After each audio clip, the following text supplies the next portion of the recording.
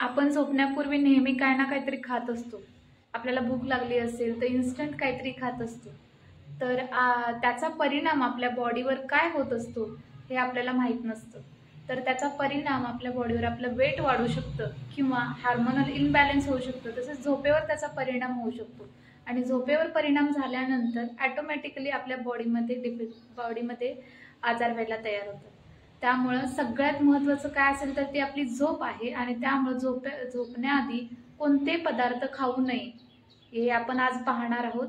नमस्कार, मी सावित्री आणि माझ्या YouTube चॅनलमध्ये तुमचं स्वागत आहे। तर आज आपण पाहणार आहोत कोणते पदार्थ आहेत जे आपण झोपण्यापूर्वी खाण्याचे टाळले पाहिजे। तर सगळ्यात पहिला पदार्थ आहे फ्राईड फूड्स, जे फ्राय केलेले असतात किंवा जड असतात पचनासाठी। For example samosa, vada pav, burger, pizza ह्या ज्या गोष्टी मैद्यापासून बनवलेल्या असतात त्या पचायला खूप जड असतात आणि रात्रभर त्याचा झोपेवर परिणाम होऊ शकतो। ॲक्च्युली जेव्हा आपण झोपायला जातो तेव्हा रात्रभर आपली बॉडी ही रिपेअर होत असते। ॲटोमॅटिकली डायजेशन आणि बाकीचं सगळं जर आपण लाईट खाल्लं तर रिपेअर होत असतं। पण जर आपण फ्राईड फूड्स किंवा जड फूड खाल्ले तर ते आपली झोप डिस्टर्ब करू शकतं। त्यामुळं जड पदार्थ टाळले पाहिजेत।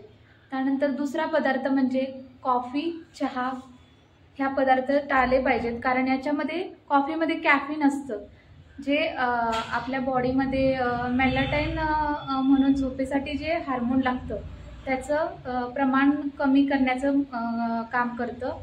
त्यामुळे आपल्याला झोपेमध्ये डिस्टर्ब होतो आणि झोप लागत नाही। त्यामुळे कॉफी वगैरे आपण अवॉइड केले पाहिजे। त्यानंतर तिसरं म्हणजे दही किंवा दुधामध्ये साखर टाकून खाणं, तर याच्यामुळं आपली झोप डिस्टर्ब होऊ शकते। त्यामुळं हे पदार्थ अवॉइड केले पाहिजे। चौथं म्हणजे अति गोड पदार्थ खाणं किंवा